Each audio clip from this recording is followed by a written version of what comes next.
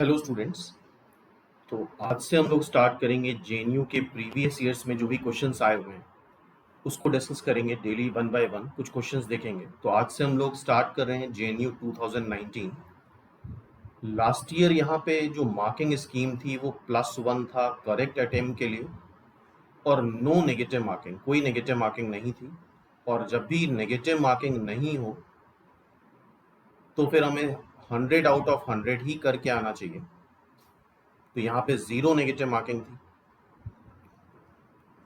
इसके अलावा जो जेएनयू का स्टैंडर्ड है, मान के चलो इसमें 40% अराउंड ग्रेजुएशन की मैथमेटिक्स भी आती है, जिसमें ग्रुप्स है, कन्वर्जेंस डाइवर्जेंस सीरीज हो गई, इसके अलावा फोरियर सीरीज हो गई और न्यूमेरिकल एनालिसिस, इन सब के भी क्वेश्चंस पूछे जाते हैं। तो जो कि तुम लोगों ने ग्रेजुएशन में पढ़ा होगा तो वो भी रिवाइज करके आना है एग्जामिनेशन में। तो नेक्स्ट 5 to 7 डेज हम लोग जेएनयू ही प्रैक्टिस करेंगे। इसके अलावा इसके 2 मॉक भी होंगे। मॉक टेस्ट सीरीज के बारे में हमने बताया था, तो आईएनपीएस की मॉक टेस्ट सीरीज फिर से स्टार्ट हो गई है, जिसमें 23 निमसेट के मॉक हैं, 2 मॉक तुम्हें जेएनयू के मिलेंगे, 2 मॉक एमएचसीईटी के हैं और 5 जनरल मॉक्स हैं।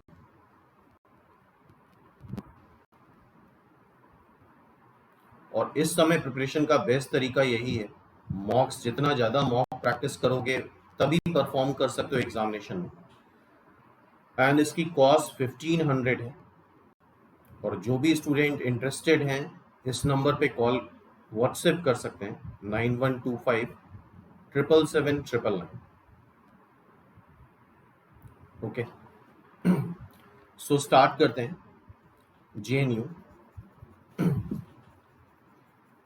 का फर्स्ट क्वेश्चन, ये इनवर्स ट्रिग्नोमेट्रिक का क्वेश्चन है। ठीक है,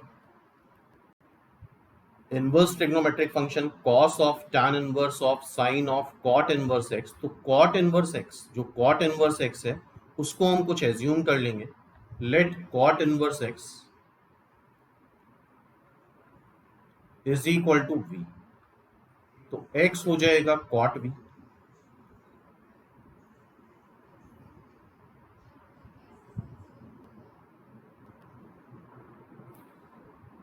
cot क्या होता है, यहां से चाहो तो tan v भी निकाल सकते हो। tan v क्या आ जाएगा 1/x।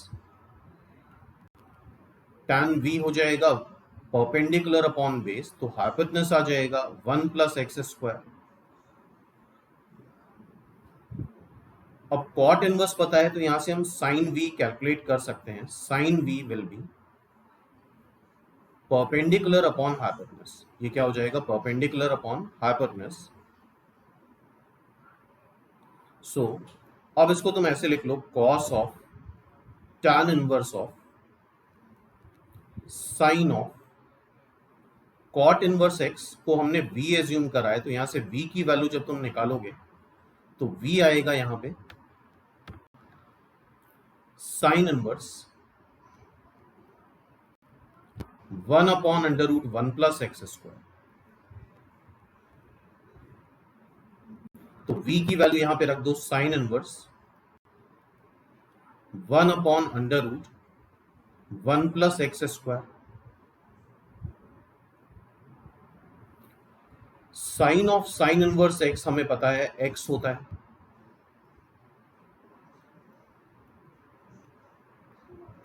तो इस केस में आ जाएगा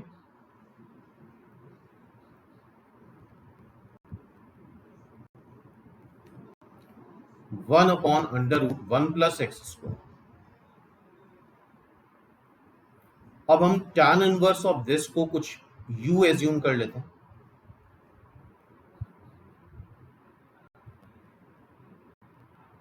लेट दिस इज u, तो यहां से tan u आ जाएगा। tan u आएगा 1/√1 + x²।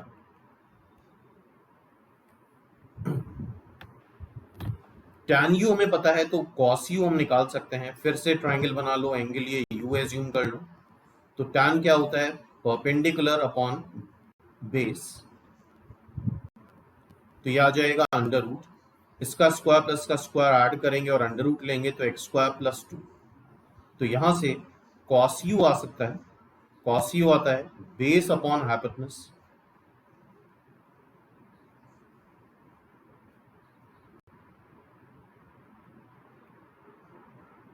hence u will be cos inverse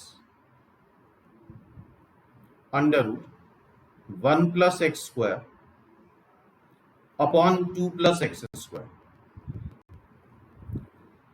So this is finally cos of cos inverse under root 1 plus x square upon 2 plus x square, और cos of cos inverse x x आता है, तो finally ये बन जाएगा 1 plus x square upon 2 plus x square.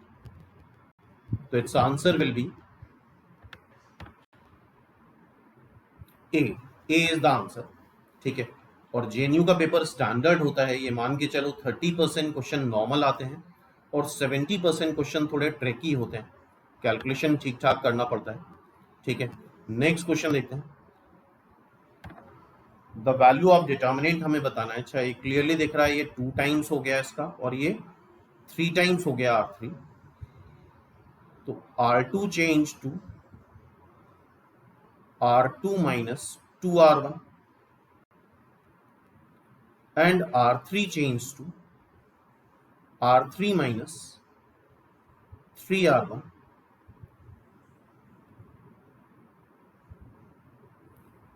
तो ये कर लेते हैं, R1 एज इट इज रहेगा, R1 को 2 से मल्टीप्लाई करो और R2 से सबट्रैक्ट कर दो, तो ये आ जाएगा -1, यह आएगा 0 और यह आएगा 0।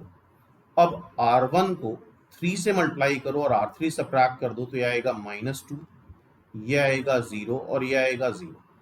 अब इसको एक्सपैंड कर दो अलोंग, किसी भी के अलोंग कर सकते हो, R3 के अलोंग एक्सपैंड कर देते हैं, तो this is -2,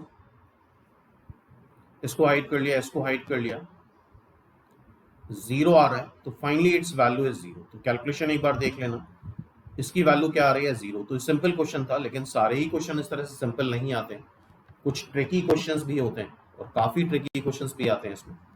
next question, when a monkey baby was 30 days old. ठीक है, मंकी की जो एज है that is 30 years old, it started eating banana and ate a banana. ठीक है, 30 days की जब एज है तो उसने कुछ 1 बनाना नहीं लिखा हुआ है, लेकिन उसमें एज्यूम करना पड़ेगा at a banana. It's appetite is grew and each day it ate 3/2 times than the previous day। ठीक है, तो ये बेसिकली समझ में नहीं आता है स्टूडेंट को, लेकिन ये जीपी का क्वेश्चन है। जब वो 30 days का था, तो मान लेते हैं वो फर्स्ट डे है, फर्स्ट डे ही एट 1 बनाना,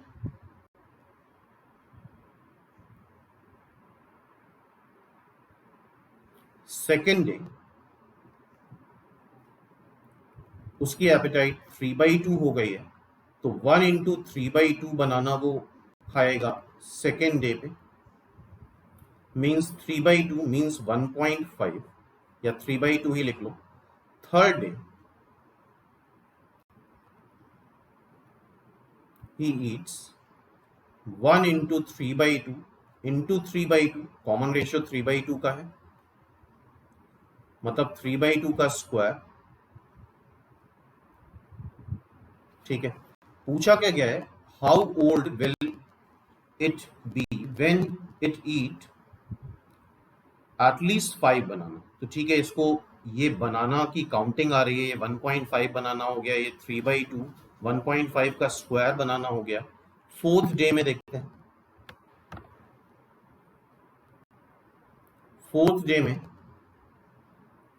3/2 का क्यूब हो जाएगा, 3/2 का क्यूब मतलब 27/8, 27/8 करोगे 3 पॉइंट समथिंग आएगा। ठीक है, फिफ्थ डे में क्या होगा, 3/2 की पावर 4 आ जाएगा, सॉरी 3/2 की पावर 4, तो ये बन जाएगा तुम्हारा 81/16। 81/16 करेंगे तो ये 5 पॉइंट समथिंग आ जाएगा। क्या आ जाएगा? 5 पॉइंट समथिंग। इसका मतलब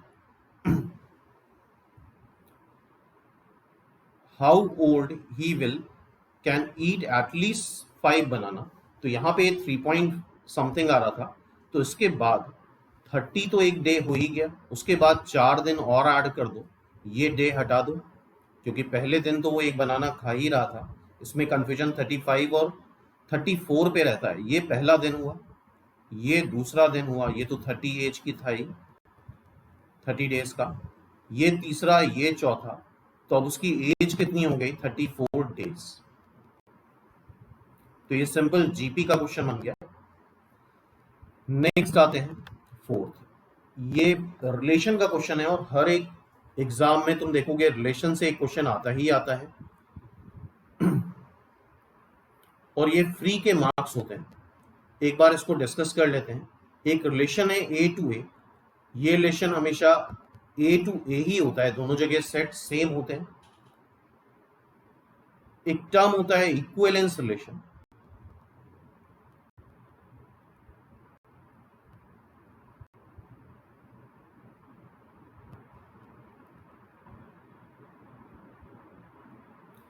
इक्विवेलेंस रिलेशन तब होता है जब रिलेशन हमारा रिफ्लेक्सिव हो।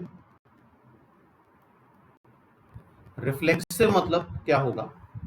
कोई भी एक एलिमेंट, कोई भी एक नहीं, रिफ्लेक्सिव में फॉर एवरी होता है, for every element a belongs to are,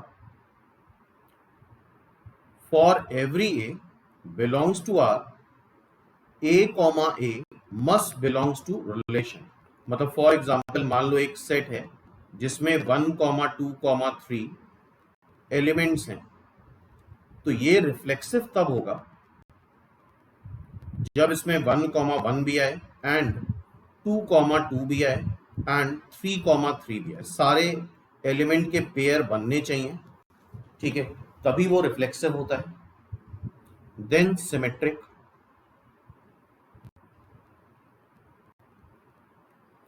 symmetric में होता है for any A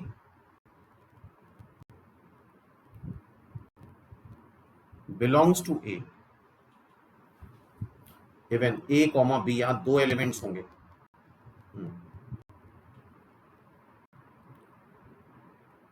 for any a comma b, any है यहां पे, belongs to A, if a comma B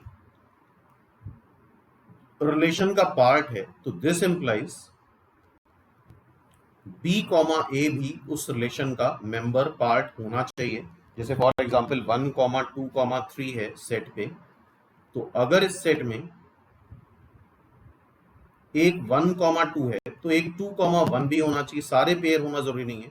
अगर बाई चांस 3,2 है तो 2,3 भी होना चाहिए। अच्छा, यहाँ पे एक पेयर और बच गया 3,1 एंड 1,3, तो सारे होना जरूरी नहीं है। फॉर एनी होता है सिमेट्रिक में। क्या होता है? For any in case of symmetric and in case of transitive relation, if for any ABC belongs to A, अगर A कॉमा B रिलेशन से बिलोंग करता है and B comma C relation से बिलोंग करता है, तो this implies A comma C भी relation से बिलोंग करना चाहिए, तभी वो ट्रांजिटिव होता है। और अगर ये तीनों रिलेशन हो जाते हैं तो उसको हम बोलते हैं equivalence relation. For example set यही ले लो, ट्रांजिटिव रिलेशन तब होगा, ये R होगा, अगर 1,2 है, 2,3 है, तो 1,3 भी आ जाए तो ये ट्रांजिटिव हो जाएगा। तो आई होप ये बात समझ में आई होगी। अब इस क्वेश्चन को अटेम्प्ट करते हैं। Define a relation capital R n cross n, n मतलब होता है natural number, a comma b x comma y natural number है, a comma b belongs to related to x comma y if ay is equal to bx। ठीक है, ay is equal to क्या आ रहा है यहाँ, bx आ रहा है। a b x y कोई भी नेचुरल नंबर है, तो ay is equal to bx का मतलब ये हुआ a by b is equal to x by y। अच्छा, x और y कोई भी नेचुरल नंबर हो सकते हैं, a और b कोई भी नेचुरल नंबर हो सकते हैं। तो पहले हम बात करेंगे रिफ्लेक्सिव की। तो इस केस में तुम x को a रख दो और y को b रख दो, तो ये a कॉमा b और ये भी a कॉमा b आ सकता है और बराबर आएगा भी, मतलब a कॉमा b भी उस सेट पे है और a कॉमा b x और y की वैल्यू भी a और b हो सकती है, तो ये रिफ्लेक्सिव होगा। फर्स्ट इज द आंसर, ये रिफ्लेक्सिव होगा।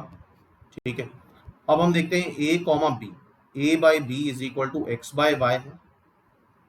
अब क्या कर सकते हैं हम यहाँ पे, a यूजुअली a और b लोगों को कांस्टेंट दिखता है, ऐसा नहीं है। a की जगह x रख दो, b की जगह y रख दो, a की जगह x रख दो, b की जगह y रख दो और x की जगह a रख दो और y की जगह b रख दो। तो अगर a कॉमा b और x कॉमा y बिलोंग कर रहा है रिलेशन को, तो x comma y related to a comma b भी है, hence it is symmetric also, symmetric भी है। अच्छा, दो ही आंसर आ गए, इसका मतलब ये हुआ कि ऑल ट्रांसिटिव हो गई, क्योंकि ओनली वन ऑप्शन करेक्ट है। अब ट्रांसिटिव चेक करना है, तो ट्रांसिटिव कैसे होता है, a बाई बी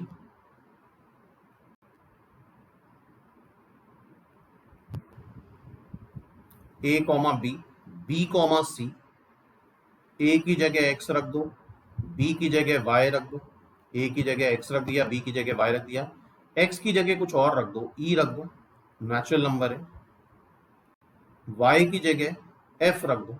ठीक है, कुछ भी रख सकते हो, कोई भी नेचुरल नंबर। तो अगर a कॉमा बी है, b कॉमा सी है, तो यहां से देखो, यहां से सीधे तुम इक्वेट कर सकते हो कि a by b is equal to e by f भी है, a कॉमा सी भी आ रहा है, hence it is transitive also. तो all the options are correct, सारे ऑप्शंस करेक्ट हैं। और यूजुअली इस तरह के ओनली वन ऑप्शन करेक्ट में अगर आंसर आते हैं तो मोस्ट प्रोबेबल आंसर यही होता है। नेक्स्ट देखते हैं। तो आई थिंक ये रिलेशन समझ में आया होगा। Let f be a mapping from A to B, A से बी के बीच की मैपिंग है, करस्पॉन्डेंस जिसको बोलते हैं।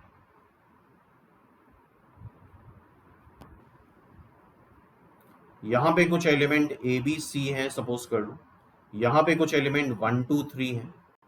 ठीक है, तो मैपिंग कैसी भी हो सकती है। F is a function only if it is 1 1, ऐसा कुछ नहीं होता है। फंक्शन के लिए कंडीशन ये होती है कि हर एक एक्स के लिए कुछ ना कुछ वाई होना चाहिए। तो 1 1 है, ऐसी कोई बात जरूरी नहीं है, सारे अपनी इमेज 1 ले सकते हैं, तो पहला गलत है। ऑन टू होना कोई जरूरी नहीं होता है फंक्शन के लिए, यहाँ इमेजेस छूटती हैं तो छूटने दो, ये भी गलत है। All element in B associated with some element of A, ये भी गलत है, क्योंकि अगर बी के सारे एलिमेंट ए से एसोसिएटेड हैं तो ऐसे केस में वो ऑन टू ही होगा। तो ऑन टू होना फंक्शन के लिए जरूरी नहीं है। हर एक ए के हर एक एलिमेंट के लिए बी में करस्पॉन्डिंग इमेज होना जरूरी है, बी के हर एक एलिमेंट के लिए ए में करस्पॉन्डिंग इमेज होना जरूरी नहीं है। All element in B are associated with some element of A, ये गलत है, hence it's answer is D. तो इस तरह के थ्योरेटिकल क्वेश्चन भी पूछे जाते हैं जहां पे काफी कंफ्यूजन होता है स्टूडेंट्स को। Next, this matrix is symmetric कब होता है, जब ए आई जे आई के बराबर होता है।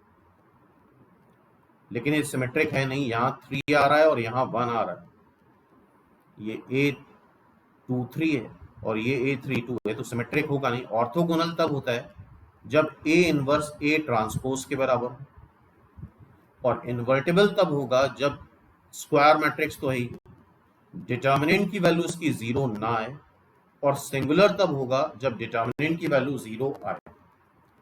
तो बेसिकली आसान ये है, दो ऑप्शन ऐसे हैं, तो पहले तो डिटर्मिनेंट की वैल्यू ही निकाल लो यहां से, सीधे सीधे एक्सपैंड कर देंगे हम R1 के अलोंग। पहला एलिमेंट 1 है, 4 8 -3 5, फिर -1, इसको हाइड कर लो, इसको हाइड कर लो, 4 -3 1, फिर 1, इसको हाइड करो, इसको हाइड करो, 1 -2 -1, ये 5 आ रहा है, ये -1, ये -1, तो दिस इज फाइनली 3। तो ये मैट्रिक्स इन्वर्टेबल है क्योंकि डिटर्मिनेंट की वैल्यू नॉन जीरो आ रही है, स्क्वायर मैट्रिक्स है, सिंपल बात है। तो ठीक है, ये भी एक सिंपल क्वेश्चन था। ये एक थोड़ा सा टेढ़ा क्वेश्चन है, ग्रेजुएशन लेवल की मैथमेटिक्स है, काफी बड़ा क्वेश्चन हो जाता है। अगर यहाँ पे हमें एक डेटा इंटीग्रल याद हो तो क्वेश्चन आसान हो सकता है, और याद होना भी चाहिए, क्योंकि इसको अगर प्रूफ करने बैठेंगे तो एक पेज लग जाता है। तो इस तरह के कई सारे रिजल्ट्स हैं जो जेएनयू के पॉइंट ऑफ व्यू से याद होने चाहिए। 0 से infinity sin x by x dx π/2 आता है, जैसे कि फोरियर सीरीज में एक क्वेश्चन जेएनयू में पूछा गया था, 1/n², n की वैल्यू 1 से इन्फिनिटी तक, 1 से इन्फिनिटी नहीं लिखा था, सिंपली समेशन 1/n²। ये फोरियर सीरीज से सॉल्व होता है, ये भी करीब 1 से 1.5 पेज का क्वेश्चन है, काफी लेंदी क्वेश्चन है, ये भी तुम्हें याद होना चाहिए, ये भी जेएनयू के पॉइंट ऑफ व्यू से याद होना चाहिए तुम्हें। अब इस इंटीग्रल को सॉल्व करते हैं, और ये बाय पार्ट्स लगा सकते हैं, लेकिन ये नॉर्मल बाय पार्ट्स नहीं लगेगा, क्योंकि x की पावर -2 है। तो x की पावर -2 को डिफरेंशिएट करोगे तो ये घटता जाएगा, खत्म नहीं होगा, इंटीग्रेट करेंगे तभी ये इसकी पावर रिड्यूस होगी। तो इस वजह से इसको सेकंड और इसको फर्स्ट फंक्शन ले रहे हैं। First function as it is लिख लेते हैं, सेकेंड फंक्शन x की पावर -2 का इंटीग्रेशन करेंगे तो x की पावर -2 + 1 अपॉन -2 + 1, तो ये -1/x आएगा, और इसकी लिमिट लेंगे, लोअर लिमिट क्या है 0, और अपर लिमिट क्या है इन्फिनिटी, माइनस, फिर इंटीग्रल sin² x का डिफरेंशिएशन, फर्स्ट फंक्शन का डिफरेंशिएशन ये पता होना चाहिए, sin² x का डिफरेंशिएशन sin2x आता है, इसका इंटीग्रेशन -1/x dx। अब यहां पे इंफिनिटी जब लोगे तुम, माइनस साइन बाहर ही निकाल लो, तो ये बन जाएगा sin² इन्फिनिटी अपॉन इन्फिनिटी, और जब ये 0 लिया जाएगा तो यहां लिमिट करके लो, limit x tends to 0 plus sin² x upon x,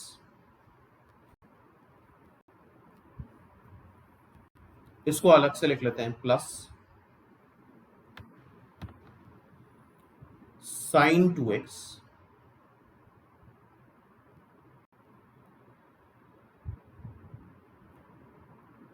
bye x dx। ठीक है, sin² इन्फिनिटी, sin² थीटा कुछ भी हो 0 से 1 के बीच में लाई करता है, तो sin² इन्फिनिटी भी 0 से 1 के बीच में लाई करेगा, तो any real number upon infinity is 0, ये 0 आ जाएगा।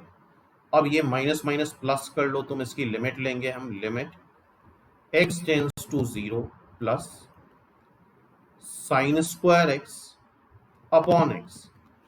लिमिट लेने का तरीका क्या होता है, x को 0 रख दोगे तो ये 0/0 फॉर्म बन जाएगा, तो एल हॉस्पिटल लगा सकते हैं, ऊपर और नीचे डिफरेंशिएट कर दो, तो this is sin2x by 1, limit x tends to 0 plus, अब इसको हमें सॉल्व करना है, तो यहां पे 2x को t रख दो, तो 2 dx dt आ जाएगा, hence dx is equal to dt/2 आ जाएगा, और करस्पॉन्डिंगली यहाँ पे लिमिट्स चेंज होंगी, x को 0 रखोगे तो t भी 0 आएगा, x को इन्फिनिटी रखोगे तो 2 इन्फिनिटी भी इन्फिनिटी होता है, and this is sine T, और x के प्लेस पे तुम t/2 रख दो, और dx के प्लेस पे dt/2।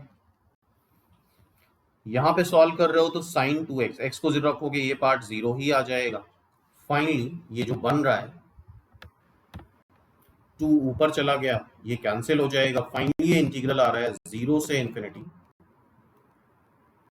Sign t/t dt, and 0 से infinity sine t/t dt is same as 0 से infinity sine x/x dx। Integral की प्रॉपर्टीज है, और ये इंटीग्रल हमें याद होना चाहिए। दिस इट्स वैल्यू इज π/2, इसकी वैल्यू क्या आती है π/2, सिंपल। तो आई थिंक ये क्वेश्चन समझ में आया होगा। ये बेसिकली ग्रेजुएशन लेवल पे है, क्योंकि इसको इंटीग्रेट करने में ये 12th की मैथमेटिक्स से नहीं हो पाएगा। नेक्स्ट देखते हैं, it's answer is D. In a gathering of student, probability of a student having a T, मतलब एक स्टूडेंट टी लेता है, इस बात की प्रोबेबिलिटी है 0.5। हैविंग कॉफी, कॉफी लेता है, इस बात की प्रोबेबिलिटी है 0.7। And that of student having neither T nor coffee, probability of neither tea nor coffee।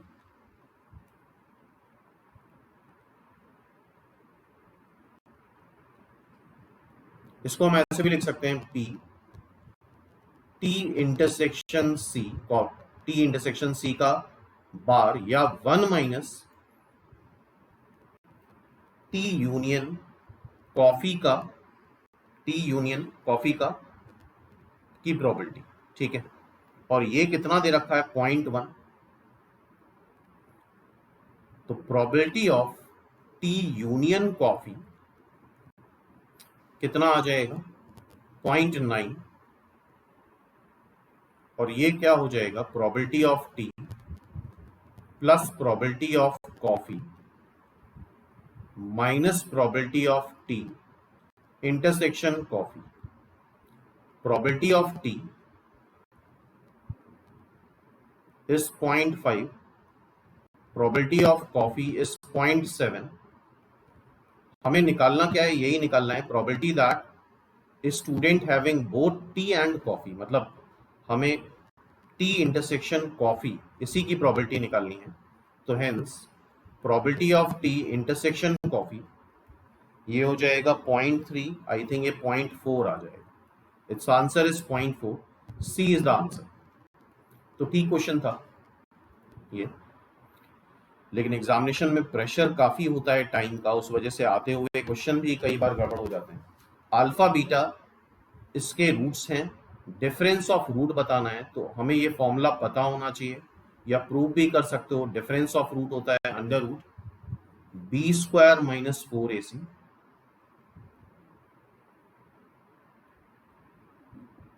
Upon a, मतलब under root discriminant upon a, या मॉड ए भी कई जगह लिखा होता है। b² माइनस 7 का square 49 minus 4 a c divide by A,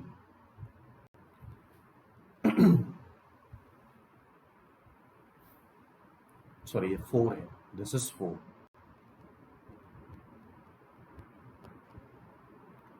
4ac 32 root 17 आ जाएगा बाय 2। तो ये भी सिंपल नॉर्मल क्वेश्चन था, ठीक है। तो करीब 30 क्वेश्चन मान के चलो सिंपल आते हैं, लेकिन 60 to 70% पेपर अच्छा आता है। ये भी एक सिंपल क्वेश्चन है, how many different committee of 3 people having 2 men and 1 woman out of 10 men and 7 women। तो 10 मेन में से 2 मेन सेलेक्ट करने के 10 C2 वेज, 7 वुमेन में से एक वुमेन सेलेक्ट करने का 7c वन वेज, nc2 होता है n(n-1) डिवाइड बाई 2, फैक्टोरियल भी लगा सकते हो, एंड nc1 इज n, तो 10c2 हो जाएगा 10 into 9 divide by 2, and 7c1 is 7, ये 45 आ जाएगा, 7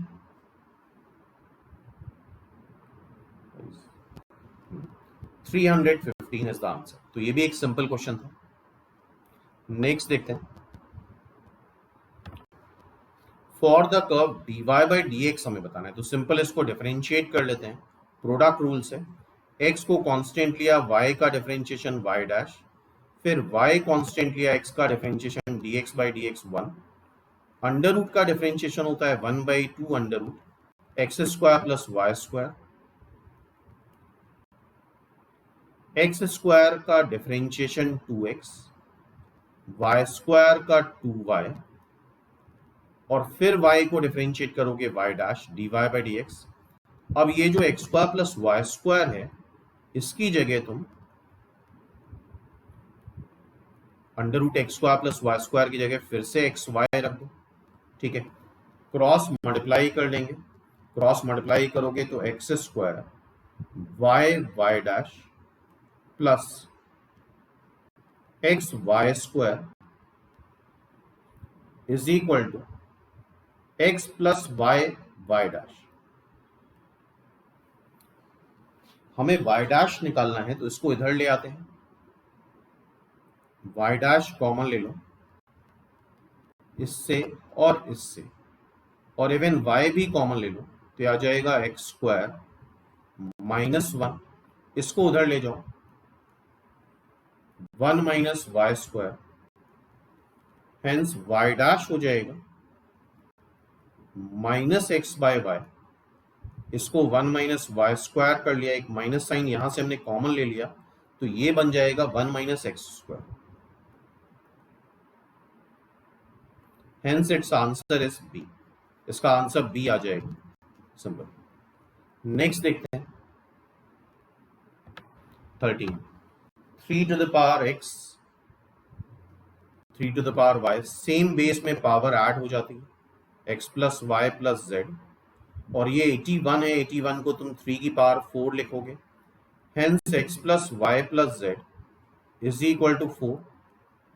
हमसे पूछा गया x square plus y square plus z square plus 2xy plus 2yz plus 2xz, तो सिंपली इसको स्क्वायर कर लेते हैं।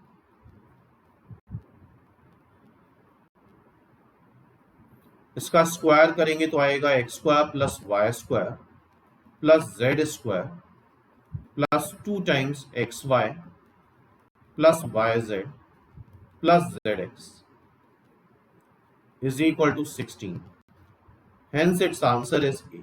इसका आंसर ए आ गया। नेक्स्ट देखते हैं, -1 का क्यूब रूट, वैसे तो ये डायरेक्ट भी हो जाता है अगर कॉम्प्लेक्स नंबर पढ़ा हो, लेकिन एक बार प्रूफ कर देते हैं इसको। -1 का क्यूब रूट, दोनों साइड क्यूब कर दो, इसको उधर ले जाओ, z क्यूब प्लस 1, 1 को हम 1 क्यूब लिख सकते हैं, is equal to 0। A cube plus b cube की वैल्यू निकाल लेते हैं, a cube plus b cube होता है a plus b, a square plus b square minus a b, a plus b, a square plus b square minus a b is equal to 0।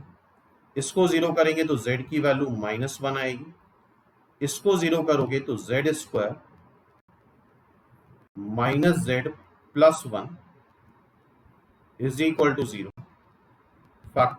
यहां पे obviously Sridharacharya form लगेगा, minus b plus minus under root b square minus 4ac divide by twice, यह आ जाएगा 1 plus minus under root -3 divide by 2, and we should know under root -3 को हम लिख सकते हैं i रूट 3 डिवाइड बाई 2, तो ये इसके रूट आ रहे हैं, एक आ रहा है 1 plus i√3/2. This can be written as 1/2 plus i√3/2.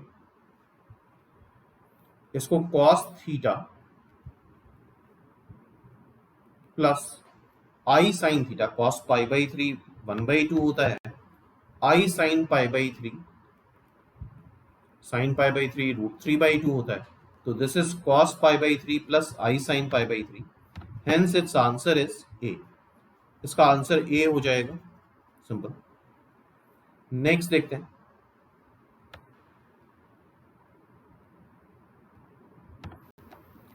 The value of scalar a comma b such that the vector capital A and capital B, ये एक रिलेशन दे रखा है कैपिटल ए कैपिटल बी में. अच्छा, यहाँ पे थोड़ा सा कंफ्यूजन ए और बी की वजह से हो जाता है क्योंकि दोनों जगह नाम ए और बी हैं. तो थोड़ा नाम चेंज कर लो तो कंफ्यूजन नहीं होगा. ए को लैम्डा रख दो, बी को म्यू रख दो. तो ए के प्लेस पे हमने लैम्डा रख दिया. ये ट्वाइस ए वेक्टर, बोर्ड में जो लिखा होता है वेक्टर होता है, 7b vector plus 2 lambda b vector -4 a vector plus twice mu. ये b मतलब है म्यू. b वेक्टर चेक कर लो एक बार. हमने स्मॉल a की जगह लैम्डा रख दिया और स्मॉल b की जगह म्यू रख दिया. अब a कॉमन लेते हैं तो 2 लैम्डा -4 टाइम्स ये a वेक्टर हो गया.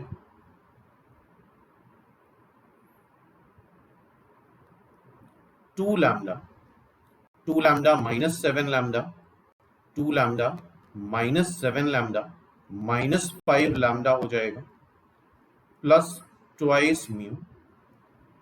ये b वेक्टर हो गया. दो वेक्टर्स का सम 0 आ रहा है तो इसका मतलब ये पॉसिबल नहीं है. इट मीन्स के कोफिशिएंट 0 होंगे. इसको भी 0 कर लो और इसको भी 0 कर लो. इसको 0 करेंगे तो लैम्डा 2 आ जाएगा और लैम्डा को 2 यहां रख दो. म्यू 5 आ जाएगा, मतलब a2 आ रहा है और b5 आ रहा है. a2 and b5, hence its answer is b. Simple. तो ये वेक्टर का सिंपल क्वेश्चन था, लेकिन यहाँ पे स्मॉल ए और स्मॉल बी, कैपिटल ए और कैपिटल बी की वजह से बड़ा कंफ्यूजन रहता है स्टूडेंट्स को. ये भी एक अच्छा क्वेश्चन है प्रोबेबिलिटी का. A fair coin is toss successively until a head appears. मतलब तब तक टॉस करते जाएंगे जब तक हेड ना आ जाए. What is the chance of making at least 3 tosses. कम से कम 3 टॉस आए. 3 टॉस हमें करने ही पड़े. इसको हम ऐसे कर सकते हैं 1 माइनस प्रोबेबिलिटी कि पहली बार टॉस करा और टेल आया, फिर पहली बार टॉस करा टेल आया, दोबारा टॉस करा टेल आया. सिंपल. तो ये क्या आ जाएगा 1/2 प्लस 1/4. 1/2 प्लस 1/4 ये हो जाएगा 3/4. Finally it's answer is 1/4. Simple. It's answer is a. इसका आंसर क्या आ जाएगा ए. तो आई थिंक ये बात समझ में आ रही होगी. तो पहली बार में भी टेल आए, दूसरी बार पहली दूसरी बार में भी टेल आए, तो अब 3 बार में एटलीस्ट हेड आएगा ही आएगा. एटलीस्ट 3 बार टॉस करना पड़ेगा. नेक्स्ट क्वेश्चन ये है, इसके नंबर ऑफ सॉल्यूशन बताने. ये 3x3 की मैट्रिक्स है. ये एक मैट्रिक्स है मान लो m×n की, और इसको मल्टीप्लाई करने पे ये जो मैट्रिक्स आ रही है वो कितने 3 रोज हैं और 1 कॉलम है. अच्छा, मल्टीप्लाई करने पे क्या होता है, ये दोनों सेम होने चाहिए. इसका मतलब m की वैल्यू 3 होनी चाहिए और ऑर्डर यहां से क्या आ जाएगा 3x n. तो n की वैल्यू 1 हो जाएगी. हेंस इसका मतलब ये जो x मैट्रिक्स है उसका ऑर्डर, x मैट्रिक्स का ऑर्डर 3x1 होना चाहिए. तो ठीक है, मैट्रिक्स लिख लेते हैं हम लोग.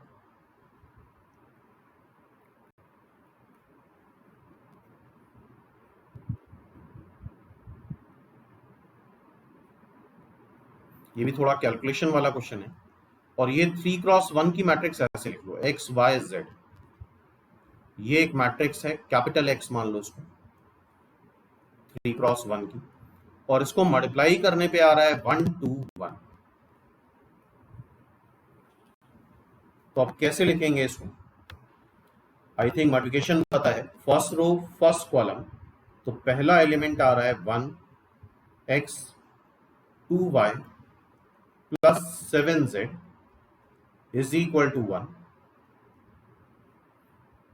फिर आएगा, ये होता है a21, second row first column, x, ये कौन सा एलिमेंट है, a11, मतलब first row first column, a21 second row first column, a31 third row first column, 7y plus 9z is equal to 2, x plus 2y plus 7z is equal to 1। ये एक non homogeneous equation बन गई। अब इसमें solution होगा कि नहीं होगा, उसके लिए कोफिशिएंट डिटर्मिनेंट निकालना होता है। अगर ये जीरो नहीं हुआ, नॉन जीरो हुआ, तो यूनिक सोल्यूशन आता है। कोफिशिएंट डिटर्मिनेंट इस तरह से लिखेंगे 1 2 7, मतलब जो फर्स्ट मैट्रिक्स है बेसिकली वही आ जाएगी। अब इसका चेक कर लेते हैं डिटर्मिनेंट क्या आता है, सीधे एक्सपैंड कर लो R1 के अलाउ, 49 माइनस 18 माइनस 2 टाइम्स, इसको हाइड करो इसको हाइड कर लो, 7 माइनस 9 माइनस 2 प्लस 7, इसको हाइड करो इसको हाइड करो, 2 माइनस 7 माइनस 5, यहां से आ जाएगा 131 प्लस 4 माइनस 35, जीरो आ गया। अब अगर कोफिशिएंट डिटर्मिनेंट जीरो आ गया तो हमें डेल्टा एक्स डेल्टा वाई भी निकालना होता है। डेल्टा एक्स में क्या करते हैं, delta x delta y delta z, अगर सारे जीरो आ गए तो इनफाइनाइट सोल्यूशन, अगर कोई भी एक नॉन जीरो आ गया तो नो सोल्यूशन। तो आई थिंक ये डिटर्मिनेंट में पढ़ा होगा, इसको मैट्रिक्स मेथड से भी कर सकते थे। डेल्टा एक्स में क्या होता है, एक्स के कोफिशिएंट की जगह कांस्टेंट टर्म लिख दो 1 2 1, और बेटर ये रहेगा कैलकुलेशन के लिहाज से कि ये नॉन जीरो आ जाए, तो सीधे सीधे हम नो सोल्यूशन लिख दें। अगर ये नॉन जीरो नहीं आया, जीरो आ गया, तो हमें delta x delta y delta z भी निकालना पड़ेगा। तो ऑब्जेक्टिव पॉइंट ऑफ व्यू से तो ये जीरो नॉन जीरो आना चाहिए, अदरवाइज ये क्वेश्चन काफी लेंदी हो जाएगा। R1 के लॉन्ग एक्सपैंड कर लेते हैं, 49 7 का स्क्वायर माइनस 18 माइनस 2 टाइम्स, इसको हाइड करो, 14 माइनस 9 प्लस 7, इसको हाइड करो इसको हाइड करो, 4 माइनस 7 31 आ गया। ये कितना आ रहा है, ये 6 आ रहा है, तो माइनस 12 5 आएगा, ये बचेगा 5, मतलब माइनस 10 21, और ये कितना आ रहा है, ये आएगा तुम्हारा माइनस 3 माइनस 21। यार अब तुम्हें डेल्टा वाई डेल्टा जेड भी निकालना होगा। आई होप अब ये काम कर सकते हो, डेल्टा वाई डेल्टा जेड निकालो। अगर दोनों जीरो आ गए तो इनफाइनाइट सोल्यूशन, इन दोनों में से कोई भी एक जीरो नहीं आया तो नो सोल्यूशन। तो आई होप अब आगे तुम लोग कर सकते हो, delta x delta y delta z calculate कर सकते हो, ठीक है। इसको इनवर्स से भी वैसे करा जा सकता था, कई मेथड हो सकते थे इसको करने के। नेक्स्ट है 19, playing card related to ground, तो swimming pool related to pool, ठीक है। Playing card related to ground, तो स्विमिंग पूल रिलेटेड टू, ये रीजनिंग का क्वेश्चन है, तुम लोग अपना दिमाग लगा सकते हो, मेरा सब्जेक्ट है नहीं रीजनिंग। प्लेइंग कार्ड अगर ग्राउंड से रिलेटेड है तो स्विमिंग रिलेटेड है वाटर से, पूल नहीं वाटर। स्विमिंग रिलेटेड है वाटर से, ठीक है। It's answer will be A, I think सही होगा आंसर ए। नेक्स्ट क्वेश्चन देखते हैं। द रिमाइंडर ऑब्टेन्ड बाय, इसको हम डिवाइड कर रहे हैं इससे, वैसे ये x square plus x plus one, इसके रूट्स ओमेगा ओमेगा स्क्वायर होते हैं, लेकिन उससे यहाँ पे कोई खास बेनिफिट है नहीं। सिंपली तुम डिवाइड कर लो एक्स स्क्वायर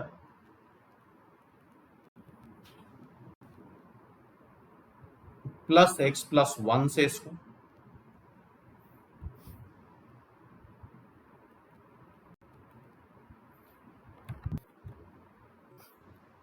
आई थिंक ये डिवाइड कर सकते हो तुम लोग।